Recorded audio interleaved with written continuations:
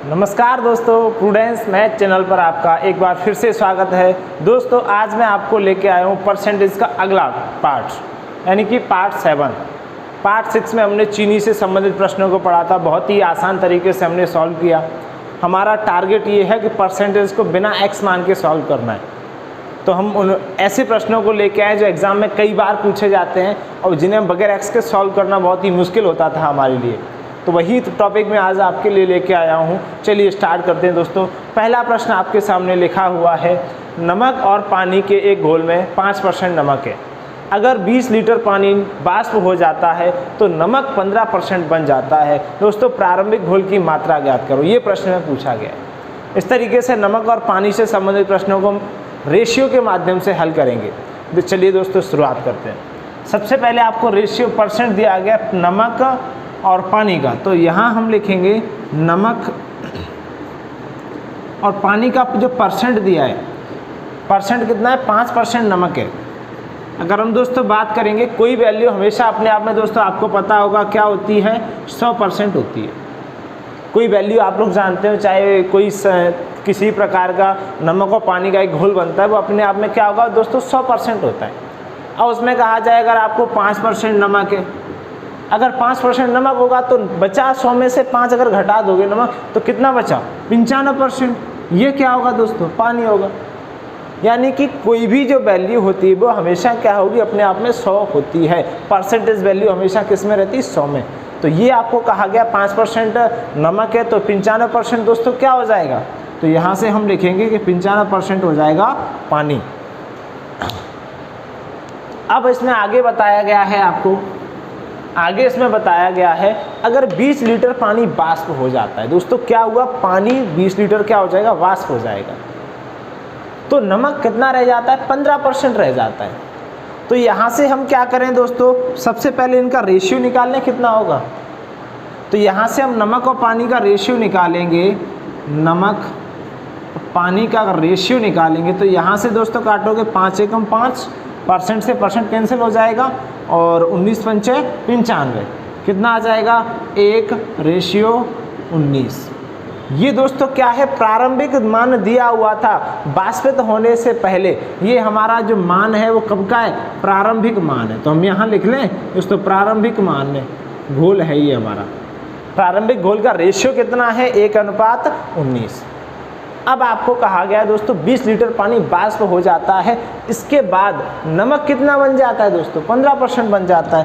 तो नमक यहाँ बनता है दोस्तों कितने परसेंट, 15%। दोस्तों अगर नमक 15% है तो पानी कितने परसेंट होगा, तो हमें पता है 100 में से क्या करेंगे, 15 को घटा देंगे, कितना बचेगा, 85%। 85% नमक होगा। तो ये नया घोल आया, यानी वाष्प होने के बाद नया घोल आ गया हमारा। और नए घोल का अगर हम रेशियो निकालेंगे तो क्या निकल के आएगा, 5 से काटो, 5 3 15 और 5 17 85। तो यहाँ से हम देखेंगे 3:17। ये हमारा नया घोल बन गया। लेकिन आपको ये पता है 20 लीटर पानी क्या है, वाष्प हुआ है, वाष्पित हुआ है यहाँ से। तो ये बताइए दोस्तों, यहाँ हम देखेंगे कि हमारा जो प्रारंभिक घोल था उसमें अगर 1 यूनिट मात्रा में नमक था तो 19 यूनिट मात्रा में क्या था, पानी। तो टोटल हमारा जो घोल था वो कितने, टोटल घोल है वो कितने लीटर का होगा दोस्तों, तो हम बात करेंगे 20 यूनिट का होगा। कितने यूनिट का दोस्तों होगा घोल, 20 यूनिट का।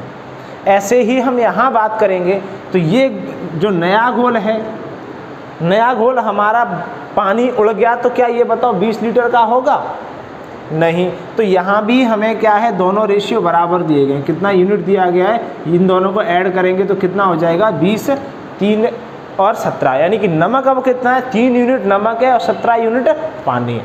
दोस्तों यहाँ से हमें ये समझना है, जैसे मान लो फॉर एग्जाम्पल के थ्रू हम समझते हैं। यहाँ पे मान लो हमारा कोई 100% घोल था, कोई हमारा 100% अगर घोल था तो उसमें से मैंने कहा भाई 5% क्या है, नमक है।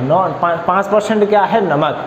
अब मैंने कहा दोस्तों 100, या मैं मान लो 100 लीटर का हमारा घोल है, 100 लीटर का क्या है, घोल है, और इसमें कहूँ मैं 5 लीटर नमक है या 5 किलो नमक है, क्या है, 5 किलो नमक है। तो यहाँ से हम दोस्तों देखेंगे अब मैंने कहा आपसे 20 लीटर अगर घोल पानी क्या हो जाता है, बाष्पित हो जाता है, 10 लीटर बाष्पित हो जाता है, तो दोस्तों नमक की मात्रा पे कोई फर्क पड़ेगा? नमक तो बाष्पित नहीं होगा। तो बस यही हमें समझना था कि घोल में अगर पानी बाष्पित होता है तो उससे नमक की मात्रा पे कोई प्रभाव नहीं पड़ता। तो इसका मतलब क्या हुआ, नमक का रेशियो दोनों जगह क्या होना चाहिए दोस्तों, सेम। क्योंकि पानी बाष्पित हुआ है, मान लो पानी पहले 19 था 17 रह गया, तो ये तो चलो ठीक है, लेकिन नमक तो बाष्पित नहीं हुआ, तो नमक का रेशियो क्या होना चाहिए था, सेम होना चाहिए था। तो यहाँ से हम दोनों का निकालेंगे तो क्या करना है, नमक सेम बनाएंगे तो यहाँ 3 यूनिट है तो इधर भी 3 का गुणा करेंगे, और बनाना है तो इधर किसका गुणा करेंगे, 1 यूनिट का गुणा करेंगे। क्लियर है?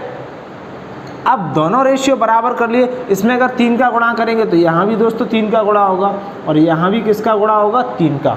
प्रत्येक पद में यहाँ कितने का गुणा है, 1 का, तो यहाँ भी कितने का होगा, 1 का।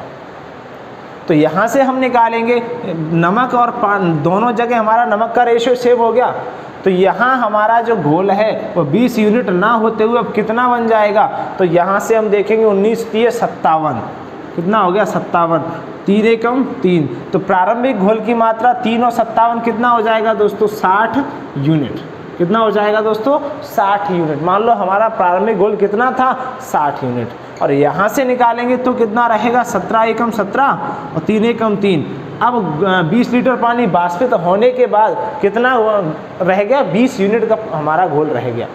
इसमें पूछा है कि घोल की प्रारंभिक मात्रा ज्ञात कीजिए, लेकिन 20 लीटर पानी बाष्पित हुआ है तो हम यहाँ देखेंगे दोस्तों कि यहाँ पर हमारा 57 लीटर पहले घोल था। कितने लीटर था, 57 लीटर घोल था, लेकिन प्रारंभिक घोल हमारा कितने लीटर का निकल के आ रहा है दोस्तों, 57 लीटर का। और यहाँ मुझे कहा गया नया घोल कितना है, 17, तो यहाँ कितने का बाष्पित कितना हो रहा है, कितने का अंतर आ रहा है इन दोनों में, तो यहाँ हम देखेंगे 7 में से 7 घटाएंगे 0, 5 में से 1 घटाएंगे 4, यानी कि इधर जो 40 यूनिट का जो अंतर है, 40 यूनिट का अंतर है दोस्तों, वो कितने के बराबर है, कितने के बराबर है, 20 लीटर के बराबर है दोस्तों। यही तो प्रश्न में दिया गया है, 40 यूनिट का अंतर कितने के बराबर है, 20 लीटर के बराबर है। तो यहाँ से 1 यूनिट का मान निकालेंगे हम दोस्तों, कितना हो जाएगा, 1/2 लीटर। दोस्तों ये प्रश्न बहुत ही खतरनाक होते हैं, बहुत ही टाइम ज़्यादा लेते, बस ध्यान से आपको समझने की ज़रूरत है। ये नहीं कि इतना लेंदी हो गया तो हमें समझ में नहीं आया। यहाँ से हमने 1 यूनिट का मान निकाल लिया, कितना, 1/2 लीटर। अब क्या पूछा है, प्रारंभिक घोल की मात्रा ज्ञात करो। दोस्तों प्रारंभिक घोल का मान हमें कितना दिया हुआ है, देखिए 60 यूनिट। तो प्रारंभिक घोल का हमें मान कितना दिया गया, 60 यूनिट, और 1 यूनिट का मान कितना है दोस्तों, 1/2 लीटर। तो यहाँ से हम काटेंगे 2 3 6, तो कितना मान आ जाएगा दोस्तों, 30 लीटर हमारा प्रारंभिक घोल का मान था। दोस्तों प्रारंभिक घोल का मान कितना था, 30 लीटर। यही हमारा आंसर है। एक बार मैं फिर से रिपीट कर रहा हूँ इस प्रश्न को, बहुत ही खतरनाक प्रश्न है, एक बार रिपीट करेंगे तो आपको आसानी से समझ में आ जाएगा। सबसे पहला काम क्या करना है, नमक और पानी का प्रारंभिक रेशियो निकाला हमने, कितना था, 1:19। 1:19 यहाँ पर रेशियो था। इसको हम और तरीके से कर सकते हैं, आसान तरीके से, इस सब को हटाएंगे, बहुत ही आसान तरीके से हम कर सकते हैं इसको। एक बार फिर से देखिए, यहाँ से हमने रेशियो निकाला, 1:19 आ गया, सीधा लिखो 1:19।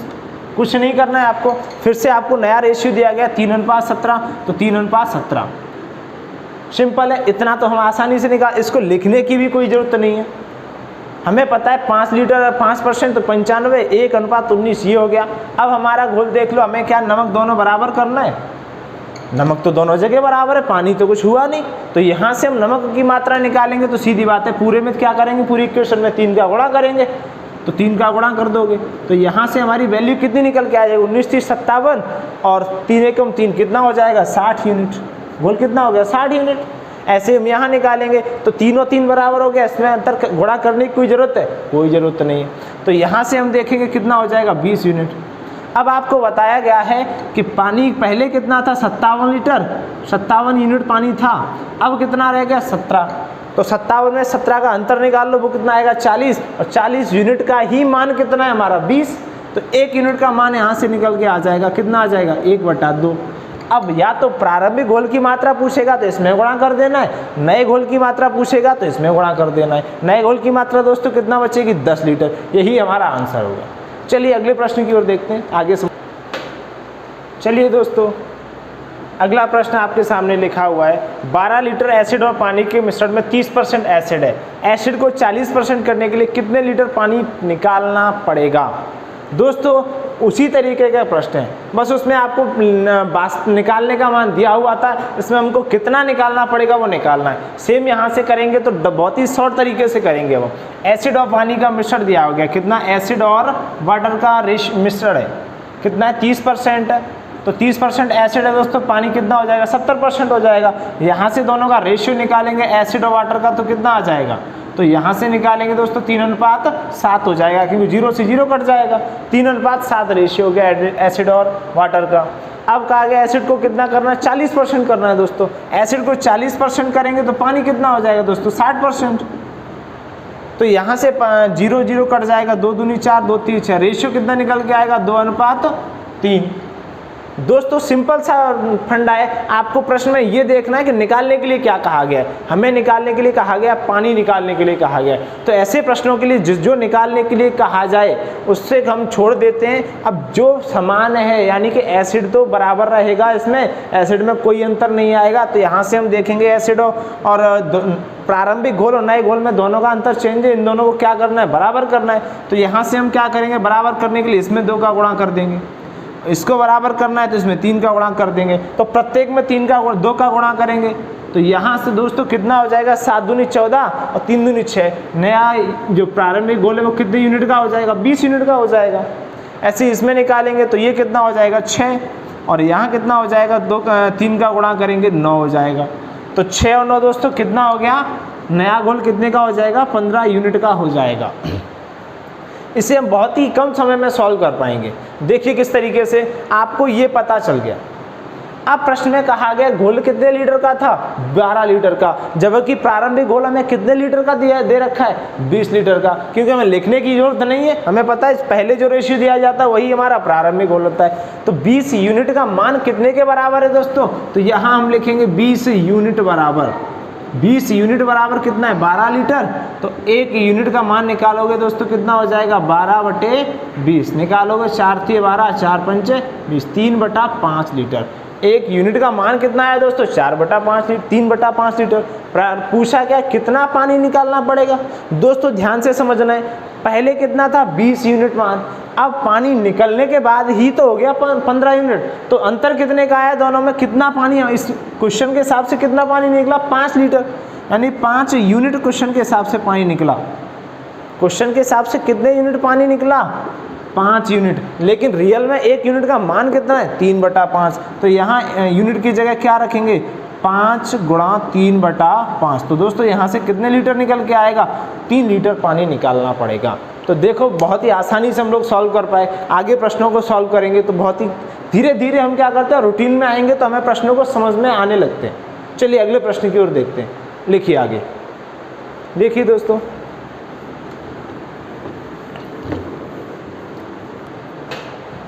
तीसरा प्रश्न आपके सामने है, बहुत ही महत्वपूर्ण प्रश्न है। एमपी पुलिस 2016 में ये आया हुआ प्रश्न है, जो कि सबसे हार्ड क्वेश्चन परसेंटेज का माना जाता है। तो हम यहाँ शुरुआत करेंगे। एसएससी सीजीएल में भी कई बार देखा गया है, इस तरीके के प्रश्न आपको मिलेंगे। तो यहाँ देखेंगे एक तरबूज में 90% पानी है, कुछ समय बाद इसमें केवल 12% पानी शेष बचता है और इसका वजन 50 किलोग्राम रह जाता है। प्रारंभिक वजन ज्ञात करें। दोस्तों प्रारंभिक वजन पूछा है तो हमें पहले फल के बारे में समझना होगा।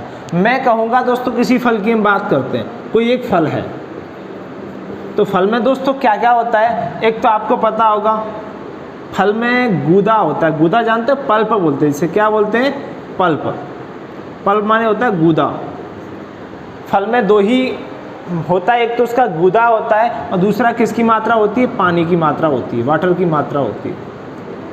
2 ही होते हैं। लेकिन आपको क्या होता है सर, जब फल शुरुआत में होता है तो उसमें पानी की मात्रा ज़्यादा होती है, गूदा वही रहता है। धीरे धीरे फल सूखता जाता है तो उसमें पानी की मात्रा क्या हो जाती है, कम घटती जाती है। तो इसी प्रकार से हम यहाँ पे समझेंगे दोस्तों। तो हम ये देखेंगे तरबूज में कितने % पानी है दोस्तों। तो हम यहाँ पे पानी दिया गया 90% दोस्तों। तो गूदा कितना होगा, पल्प की बात करेंगे यहाँ पे कितना होगा दोस्तों, पल्प और वाटर। तो यहाँ अब हम परसेंटेज नहीं लिखेंगे, क्योंकि उस पहले और दूसरे प्रश्न हम लिख के आए, तो यहाँ से डायरेक्ट रेशियो निकालना सीखेंगे। 90% पानी है, तो यहाँ से दोस्तों 90% पानी है, तो कितना पल्प यानी गूदा कितना होगा 10%, तो 90 यहाँ पर परसेंट ये है, तो 0 कट जाएगा, यहाँ कितना बचेगा 1 और यहाँ बचेगा 9। तो रेशियो हमारा दोस्तों निकल के आ गया 1:9।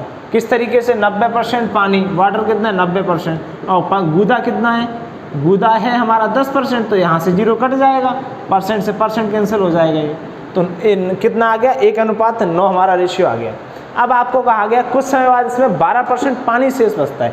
पानी कितना रह जाता है दोस्तों 12%, और गूदा कितना फिर बचेगा 88% गूदा बचेगा दोस्तों। पानी तो हमने बताया जैसे जैसे फल सूखता जाता है पानी की मात्रा कम होती जाती है, परसेंट हटाएंगे, 4 × 12, 4 दूनी 8, 4 दूनी 8, कितना रेशियो बचा 3:22। दोस्तों ये हमें समझना था। अब हम बहुत ही आसानी से प्रश्न को सॉल्व कर पाएंगे, बहुत ही आसानी से। आपको पता है गूदा हमेशा प्रारंभिक हो या सूखने के बाद हो, गूदे की मात्रा तो फल में समान ही रहती है, क्योंकि पानी कम ज़्यादा होता रहता है। तो यहाँ से हमें क्या करना है, गूदे का रेशियो बराबर करना है। तो यहाँ हमारा 22 है, पहले कितना था तो 22 का गुणा करेंगे, इधर कितने का गुणा करेंगे 1 का, तो ऊपर भी 22 का गुणा करेंगे, और इधर कितने का करेंगे 1 का। तो यहाँ से हम देखेंगे कि जो फल का वजन था वो कितना वजन था इसका, पहले ये प्रारंभिक वैल्यू, ये बाद की वैल्यू है नई सूखने के बाद। तो यहाँ से निकल के आएगा 9 दूनी 18 और 198। 198 पानी का वजन था, 22 लीटर 22 यूनिट किसका वजन था, गूदे का वजन था। टोटल वजन हमारा कितना हो जाएगा दोस्तों, यहाँ से हो जाएगा 220 यूनिट का वजन हो जाएगा हमारा। कितने यूनिट का वजन हो जाएगा 220 यूनिट का दोस्तों। अब इसमें कितना है 22 यूनिट तो गूदे का वजन, 3 यूनिट पानी का वजन, तो कितना हो जाएगा 25 यूनिट वजन हो जाएगा। अब प्रश्न में देखना है दोस्तों क्या पूछा है, इसका वजन 50 किलोग्राम रह जाता है। रह जाने का मतलब क्या होगा, बाद में फल जब सूख जाता है इसका वजन कितना रह जाता है 50 किलो। लेकिन दोस्तों प्रश्न में मुझे कितने किलो दिया गया, कितने यूनिट मान दिया गया 25 यूनिट। 25 यूनिट का मान दिया गया, हमें कितना मान दिया गया है 25 यूनिट बराबर कितना है 50 किलो। दोस्तों 1 यूनिट का मान कितना होगा, 1 यूनिट का मान होगा हमारा 2 किलो। 1 यूनिट का मान कितना होगा 2 किलो। प्रश्न में पूछा प्रारंभिक वजन ज्ञात करो। दोस्तों प्रारंभिक वजन कितने यूनिट था 220 यूनिट। 1 यूनिट का मान कितना है 2 किलो। तो यहाँ से गुणा करेंगे 2 का, तो कितना हो जाएगा दोस्तों 440 किलोग्राम। यही हमारा आंसर होगा। देखिए किस तरीके से हम आसानी से सॉल्व कर पाए। चलिए अगले प्रश्न के बारे में देखते हैं। अगला प्रश्न लिखेंगे हम, समझना है आपको दोस्तों। चौथा प्रश्न हमारे सामने लिखा हुआ है, उसी तरीके का प्रश्न है। 20 किलोग्राम ताजे खरबूज में 96% पानी है, कुछ समय बाद इसमें 95% पानी रह जाता है, तरबूज का वर्तमान वजन ज्ञात करें। दोस्तों इसमें हमें कुछ नहीं करना है, तरबूज यानी गूदा और पानी का रेशियो निकालना है, पल्प और वाटर का रेशियो निकालना है। तो यहाँ से हम देखेंगे दोस्तों, ताज़े फल की बात कर रहे हैं ना, तो यहाँ लिख लेते हैं हम लोग फ्रेश फ्रूट। फ्रेश फ्रूट की बात कर रहे हैं दोस्तों।